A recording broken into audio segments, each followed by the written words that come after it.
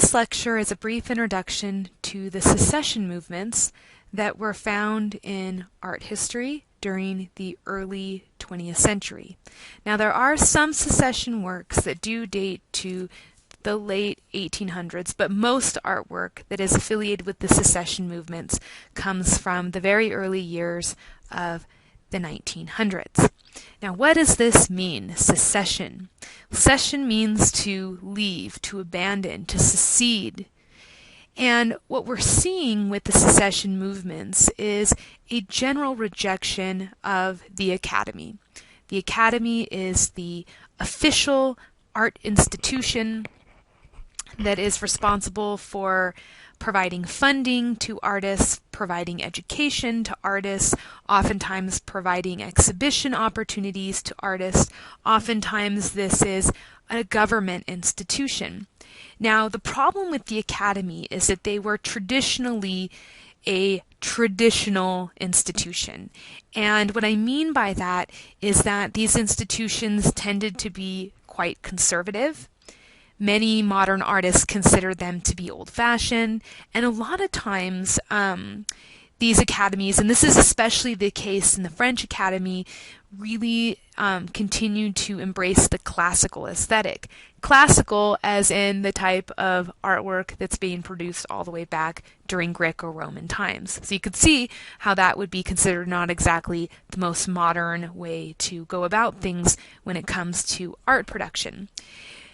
Artists tended to find that the academy limited artistic freedom because it was so ingrained within this conservative, traditional approach to proper fine art. A lot of modern artists had problems with this traditional conservative approach because this is a time of change. This is just right after the turn of the century. Life really to these artists could not be characterized by the same type of tired aesthetics that dated to previous art styles. They needed a new aesthetic to depict their new experiences. Now, the secession movement, this is a wider blanket term, was something that we see throughout varying regions of Europe. We have here on the screen the three primary sites: France and their styles Art Nouveau, Aestheticism, which happened in England, and the Vienna Secession, which happened in Austria. Now, no offense to England, but I'm not going to cover them in this lecture. We'll be looking at Art Nouveau and Vienna Secession because I find these two regions to have the most significant production of art during this secessionist period. Now, I have my little chart up here, and for those of you who have watched my lecture on the foundational styles of art, you'll know that we have the inclusion of Romanticism here because these secession styles grew out of the foundational style of Romanticism.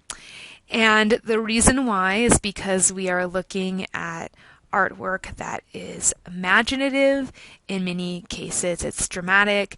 And I think the most important thing to remember, and if you could remember like one word to sort of generally associate with the secession movement, is very, very organic, very expressive.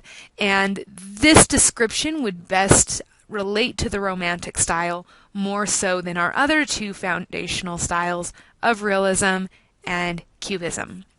All right, so let's see what the secession movements were all about, starting with the Vienna Secession, the incredible and very well-known painting by the artist Gustav Klimt, The Kiss. So, Vienna Secession. We term this time period fin de siècle, end of the century, the turn of the century from the 1800s to the 1900s. As I said, this was seen as a very sort of intense moment of change, moving to this new century. And this name here, fin de siècle, this is not simply a chronological label talking about time, but this does also reflect certain cultural sensibilities as well. Now, it's coming out of a time of fair political conflict that really kind of characterizes the beginning of this century in general. This is not that far ahead of World War I. And with World War I, it wasn't like just one day everyone's at war. There was a lot of tension and a lot of conflict for many years leading up to the war. That is this time period that the kiss was painted in. So there's political conflict, which is creating a certain level of certain uncertainty among the population of Europe. It also, though, is a time of relative wealth. There is growing middle class. So people want to live life in a much more indulgent way. So people are feeling really confident economically, but they're feeling kind of unconfident politically. So you could see it's really kind of a time of almost a kind of internal or psychological conflict that's going on there. Now, I like this piece because I think it reflects this context that I've just described to you. So we're looking at a time that we're seeing increased wealth. And if you look at this painting, you can see this notion of wealth through Klimt's use of gold. Gorgeous painting that has this, sort of biomorphic, organic shape, right? We know that organic is a very strong component of secession movements. This organic shape with this gold in the background here. You have within our large biomorphic gold shape all of these little geometric shapes, these little round curvilinear shapes, and they're painted with this vibrant use of color that almost makes these surfaces look jewel-like. And that also enhances that sense of wealth that this painting seems to suggest. And we're looking at this very romantic scene of this couple embracing. This is so romantic. They love each other. They're kissing.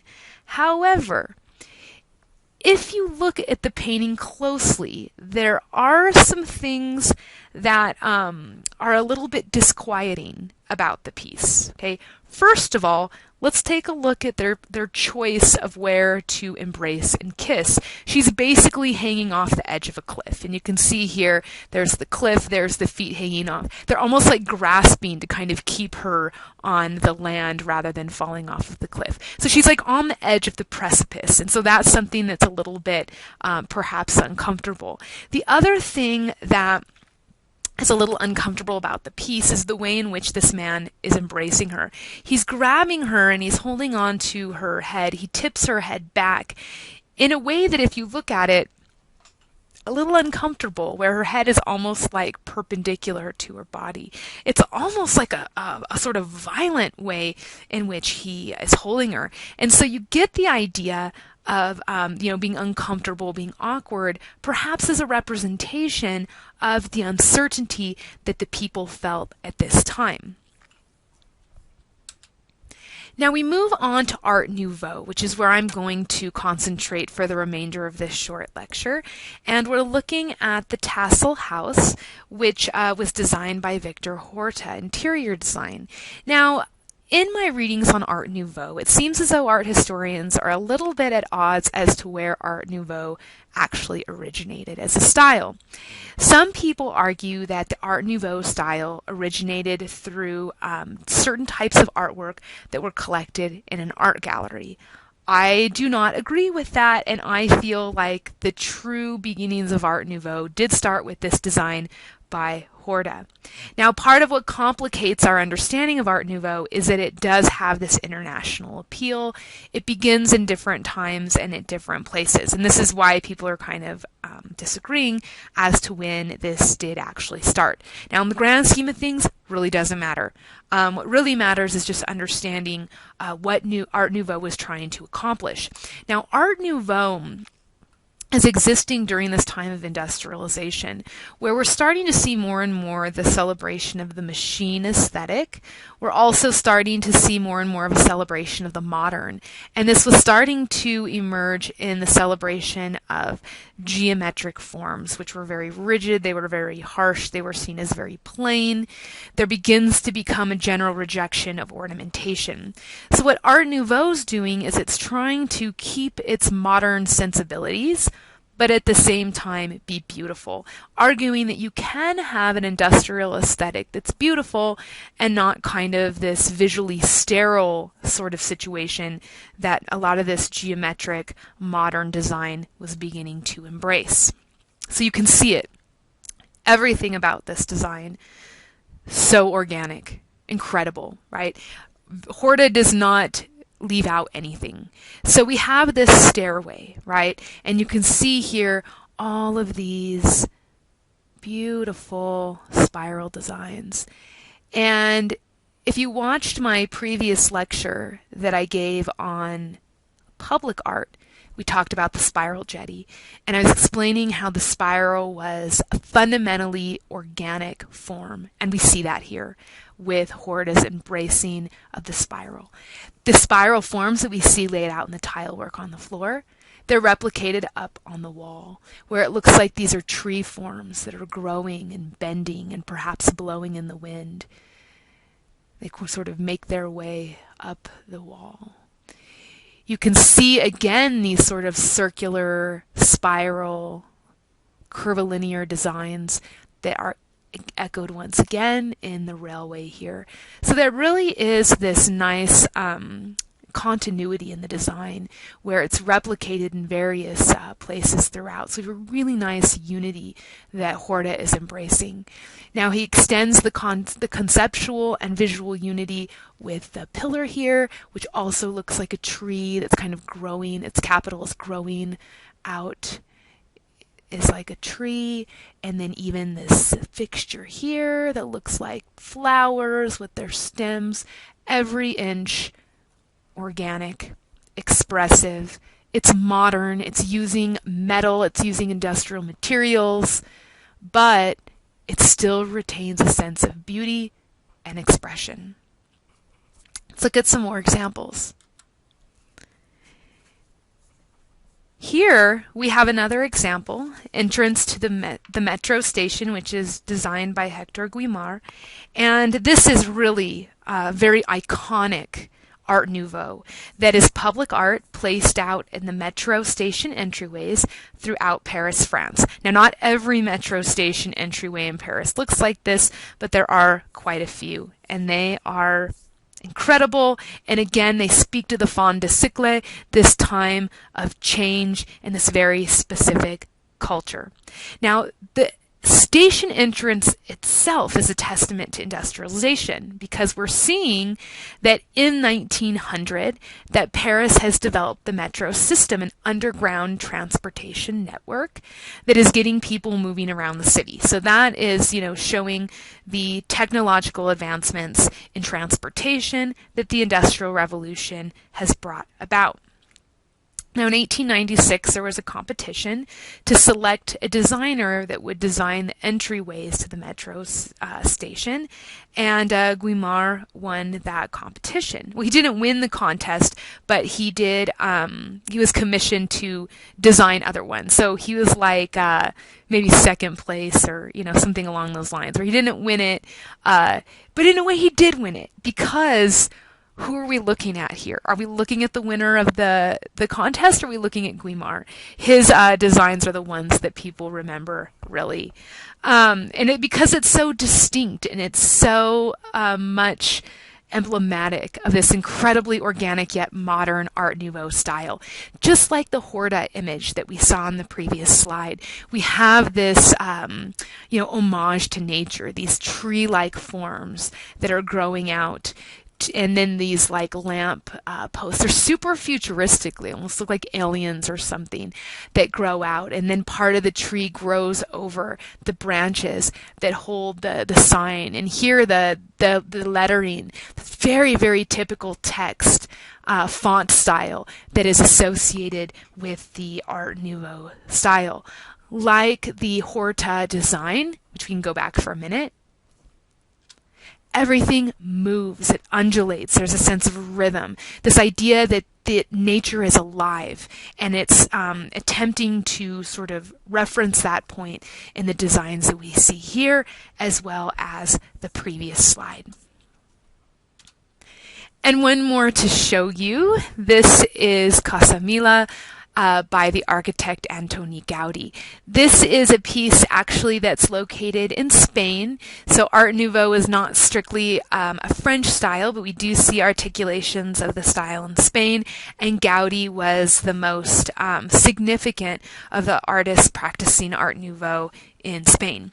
And he did a bunch of really incredible structures in Spain, primarily in Barcelona, although there are some really great examples of Gaudi's work on the island of Majorca. So this one is an apartment complex, and people to this day still live there, but you can go there, and they have one apartment that they've set aside so that you can go ahead and tour and see what it's like. This structure, as you can see, shows that in Spain they were just as committed to the organic aesthetic as they were in France. You have this building, the Casa Mila.